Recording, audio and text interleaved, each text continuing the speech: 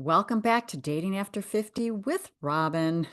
I'm Robin Richardson. I'm known as your psychic girlfriend. But around here, we're talking about dating a little differently because I don't think dating after 50 is just about finding someone. I think it's about finding somebody without losing yourself in the process. And lately, I've been seeing a piece of dating advice floating around that I actually really like. Because if you've been around here for a while, you know that I kind of don't like the fluffy stuff. But this advice essentially says this: before you start dating, stop asking only, "Who am I looking for?" and instead ask, "Who do I want to be in my next relationship?" And I thought, okay, that's good. But you know me, whenever I hear good dating advice, I immediately want to pull it apart and ask, can we make this better? Because, yes, I want you to think about who you want to be in your next relationship, but I want to take that question much deeper. And I want you to ask, who do I refuse to lose in my next relationship? And the answer should be me. That is what we're talking about today. There's something really powerful about shifting your focus away from who am I going to meet? What does he look like? How tall is he? What does he do? Does he have money? Does he travel? Does he play pickleball? Does he like dogs? Does he live 20 miles away? And instead start asking, who am I when I'm in a healthy relationship? That's a much better question, right? But here's where I think we need to be careful because women have spent generations being told that a successful relationship somehow depends on how well we show up. Be positive, be feminine, be outgoing, don't be needy, don't be intimidating, don't talk too much, don't talk about your ex, don't appear desperate, bring good energy, be confident, be interesting. And suddenly dating becomes another job. Now, we're not just getting dressed for the date, we're preparing our personality for the date. And I don't want that for us, especially after 50 and 60 and beyond, because you've spent enough of your life trying to be what somebody else needed you to be. Now, something I want some women to really, really, really, really hear. Your date on a job is not to create a wonderful experience for the other person. Your job is to participate in the experience. There's a difference. You don't need to walk into the restaurant thinking, how can I be charming? How can I make him comfortable? How do I make sure there isn't awkward silences? Does he think I'm attractive? Does he like me? Should I be more flirtatious? Should I touch my hair? You know that. Should I tell another story? Should I order the wine? Should I not order the wine? And that puts you into performance mode. And performance mode takes you out of your intuition because you're so busy watching his reaction to you that you're no longer paying attention to your reaction to him. That is one of the biggest shifts I want women in dating after 50 to make. Stop asking, does he like me? Start asking, what happens inside me when I'm around him? And this is where your psychic girlfriend is going to enter the conversation. Because intuition in dating isn't necessarily some mystical voice saying, Robin, this is your soulmate.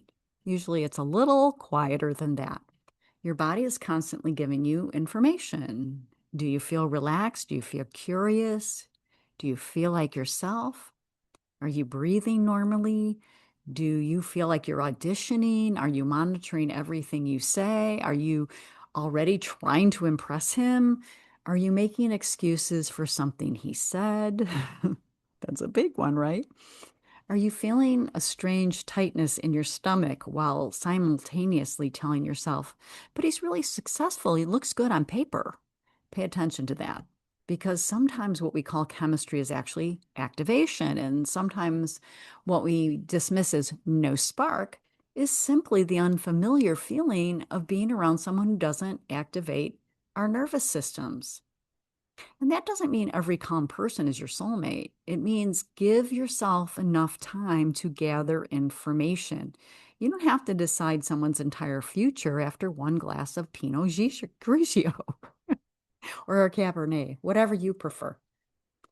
Okay, so we're going to talk a little deeper. Like, who were you in the last relationship? And before you decided that you wanted to be in your next relationship, I want you to look compassionately compassionately at who you became in your previous ones. Not to judge yourself or blame yourself, but to understand yourself. Did you become the caretaker, the fixer, the peacekeeper, the pursuer? The woman who swallowed what she really wanted because she didn't want conflict. Did you become incredibly independent because asking for anything felt unsafe? Did you ignore your intuition? Did you overfunction? Did you accept crumbs because you were afraid of losing the relationship? Did you convince yourself that someone's potential was the same thing as their behavior? Did you become a detective, checking his texts, reading the tone, trying to figure out why somebody suddenly changed? So here is the question. Do you want to bring that woman into your next relationship? Not because there was something wrong with her. She was probably just trying to protect you, but she doesn't necessarily need to run the show anymore. So who do you want to be now? And so let's answer that original question. Who do you want to be in your next relationship? And maybe I just want to be honest and straightforward or more playful, or I want to feel sexy. I want to be affectionate. I want to communicate directly. I want to maintain my friendships. I want to keep traveling. I want to continue to have my own interests and I want to feel emotionally safe. And I want to ask for what I need and I want to receive. I want to be able to say no without fearing that someone will leave. And I want to love somebody without abandoning myself. And that's very, very different than I want to be the perfect girlfriend. We're not building her. It's not Build-A-Bear. We're building the most authentic version of you. Now, the second date question I want you to change. And there's another piece of common dating advice that says if you showed up as the person you wanted to be and you enjoyed yourself, that's enough reason for a second date. Maybe. But I want to add something here because enjoying yourself doesn't automatically mean someone deserves more access to you. I can enjoy dinner with lots of people. The question isn't simply, did I have fun? Ask, what did I learn? Did he seem curious about me? Did he listen? Was there reciprocity? Did his words and behavior match? How did he speak about his ex? How did he treat the server? Did he ask questions? Could we disagree about something small without it becoming weird and awkward? Did I feel comfortable being myself? And one of my favorites, was I attracted to him or was I attracted to being chosen by him? Now sit with that one, okay? Because those aren't the same thing. All right, and here's a big one. Don't date potential. At this stage of life, I want us to stop dating resumes and stop dating potential. You're not hiring someone for a position they'll eventually grow into. You're observing what is actually here. Someone can be attractive, successful, funny, financially stable, well-traveled, educated. That's a big one for some of my friends. And still be completely wrong for you. Someone can check every box on your list and leave you feeling emotionally starving 6 months later. Compatibility is not a resume. It's an experience. How do you two actually function together? Now, I want you to hear this too. Don't turn standards into armor because I talk a lot about standards, boundaries, discernment, but standards can become armor. Sometimes after heartbreak, we tell ourselves, I know exactly what I want now. And what we really mean is, I know exactly how I'm going to prevent myself from ever being hurt again. And those, again, are very different things. You can have standards and still be curious. You can have boundaries and still be vulnerable. And you can have discernment and still give someone a chance. You don't need to interrogate someone on date one to determine whether he qualifies for date 12. Let people reveal themselves. My favorite line is people unfold over time. And that is one of the most powerful dating skills there is. Observe, don't project, don't fantasize, and don't catastrophize. Just observe. Now, here's your new first date compass. Instead of walking into your next date carrying a giant checklist, I want, kind of like CVS, I want you to carry 5 questions.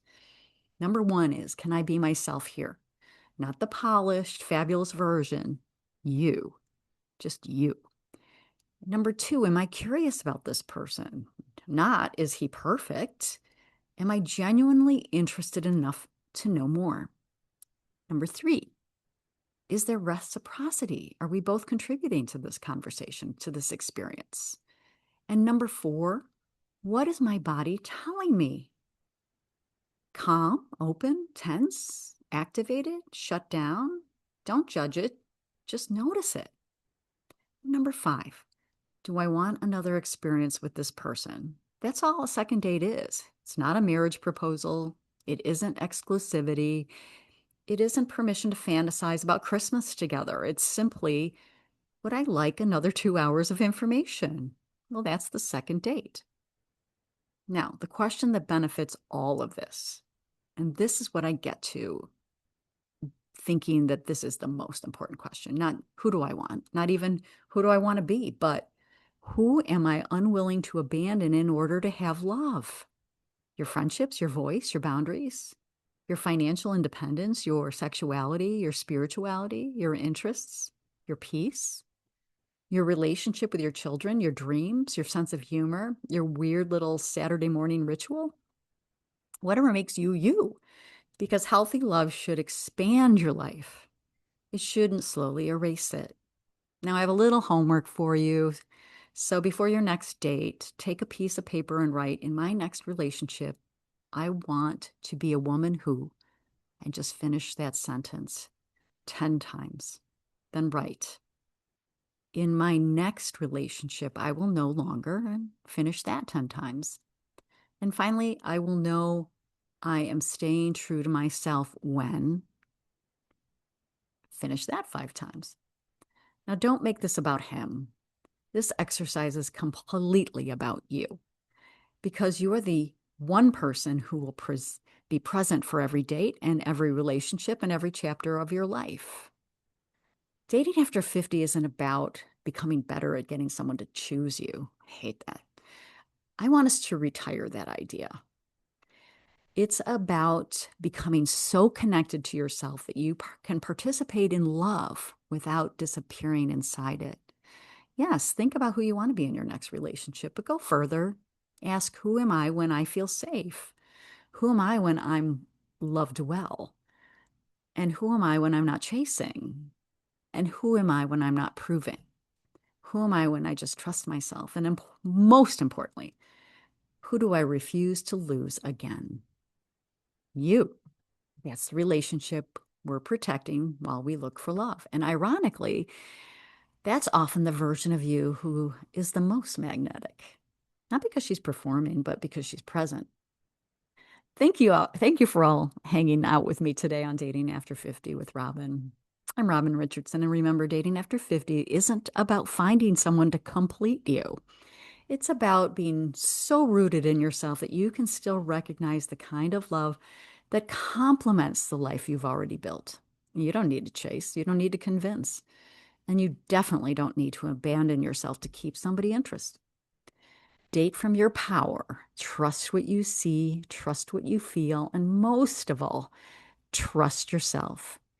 If you like this episode, please like and follow, and feel free to leave a review. It only helps us. And if you want, share it with someone who could use this. And for the men out there, this is for you too. Remember, if you attract the kind of woman who's not going to abandon herself, you won't feel resentful and you're frustrated. So we all win. I'll see you in the next one.